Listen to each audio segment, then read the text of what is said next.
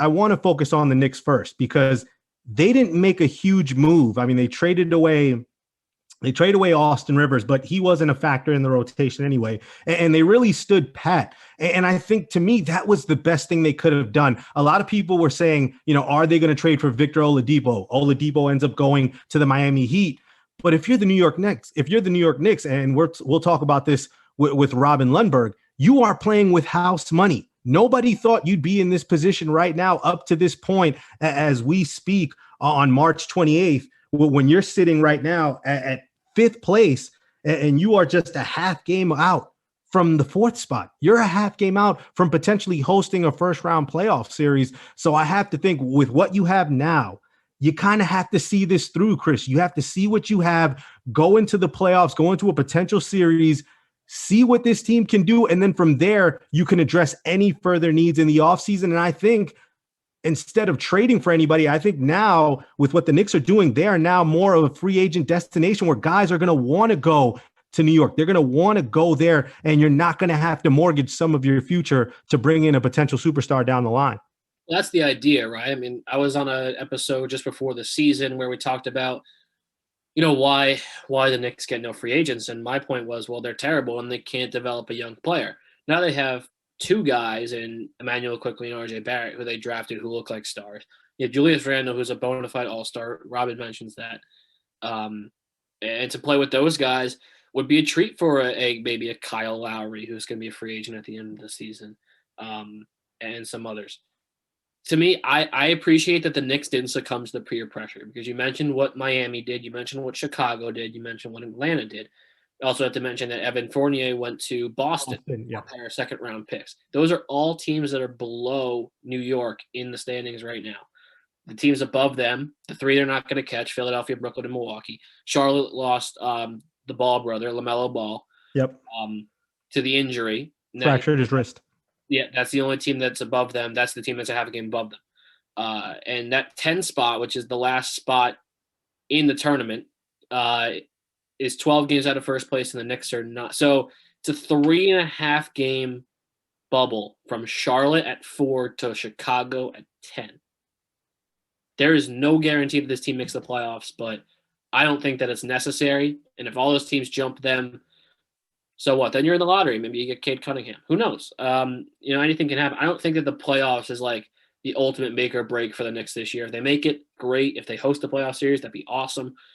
And if they don't, then they don't. I think house money is exactly the right term, because I'm not a Knicks fan, so I'm sure the Knicks fan is desperately wanting a playoff series for the first time, and who knows? I can't even remember how long it's been. So maybe it was since Amari broke his hand on the fire extinguisher. But I think it'd be great. But if they fall out because Miami and Boston and Chicago and maybe Atlanta all got better, so what? I don't really see the big deal in that, because you've seen such good progression from guys you needed to see it from, Julius Randle and RJ Barrett specifically.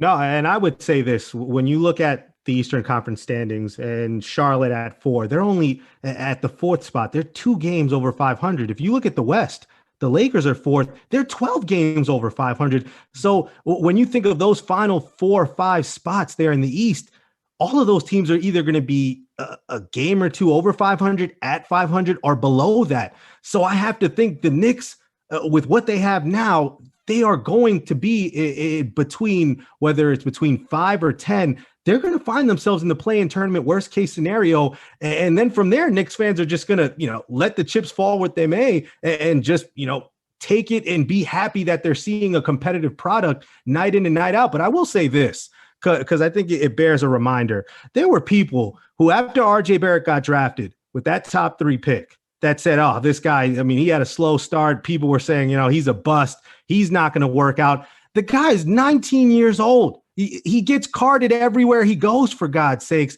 Give him some time. And now with that experience, with a year under his belt, he has really become a guy who sooner or later, he's going to average 25-5 in this league easily. And he's going to be one of the better two-way wings when his defense continues to come around. And that's what Coach Tibbs has done. I mean, he's making guys better two-way players. And Julius Randle, how about from what we saw last season? And I think a lot of people would characterize his play as selfish. And that's understandable considering they had nobody really there to help him. He really had to do everything himself. You're seeing the selfless play. He's leading the team in assists. I mean, this is a guy who's really turning it on. And I mean, he's going to be in the conversation for most improved player, although I feel like this is something we expected from him coming out as a top 10 pick in the NBA draft. But all things considered, if you're a Knicks fan and you are not happy right now, or you think you deserve more, then Chris, I would say talk to Jets fans, talk to other fans of other fan bases who would love to be seen or to have this sort of optimism, to just feel like things are going in the right direction. And for the Knicks, you make the playoffs. I think that sets the tone for the next couple of years. And you got to shout out Worldwide Wes and Leon Rose. They have done a phenomenal job of rebuilding this franchise. And I think the optimism has to be through the roof right now if you are a fan of the New York Knicks. Yeah, absolutely. I think, all this fan base wanted was the team to be alive.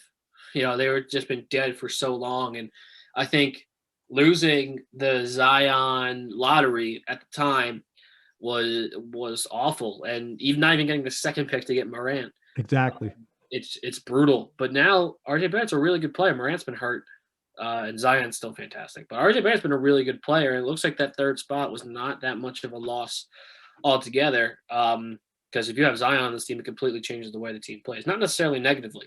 But, we have no idea how that works out. So I think all in all, it's been really positive. And I think it doesn't all go down to Coach Tibbs, but I think a lot of it does. I think it's a great hire all in all. And the main concern that a lot of people had with the hire was his unwillingness to play young players.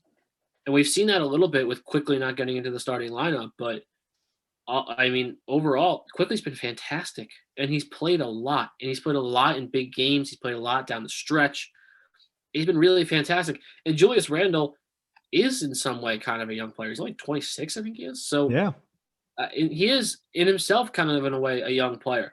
Trading for Derrick Rose ended up working out really well for this team because they have nobody to trust at point guard. We saw this when he was out with COVID.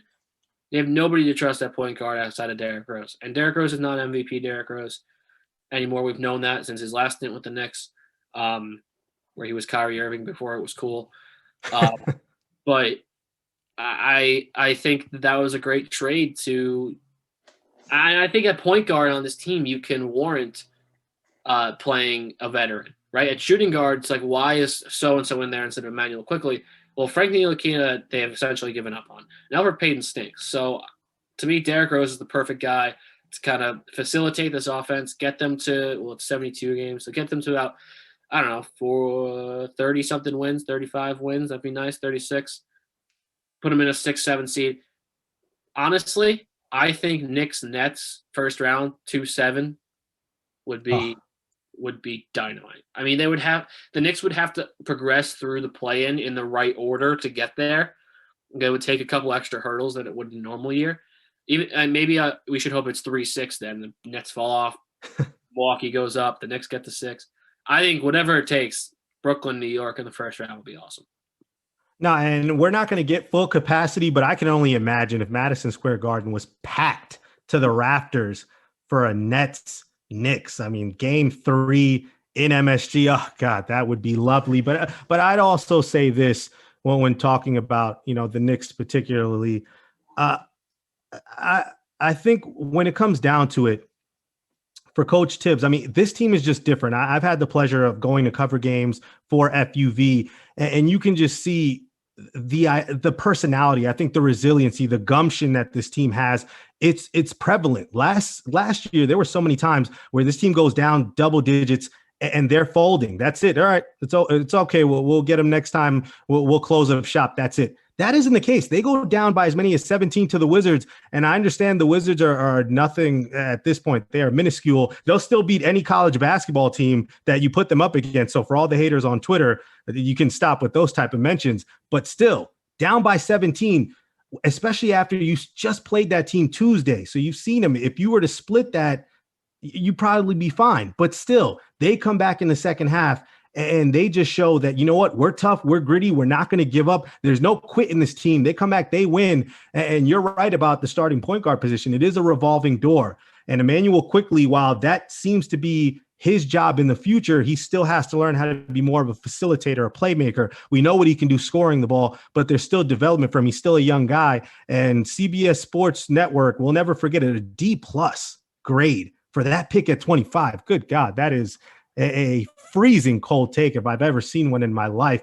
But Nick, I would say this, the Knicks are just, it's going to be interesting because I think they're going to make the playoff, Chris. They're going to make the play-in at least. And I think they're going to be the 7th, 8th seed.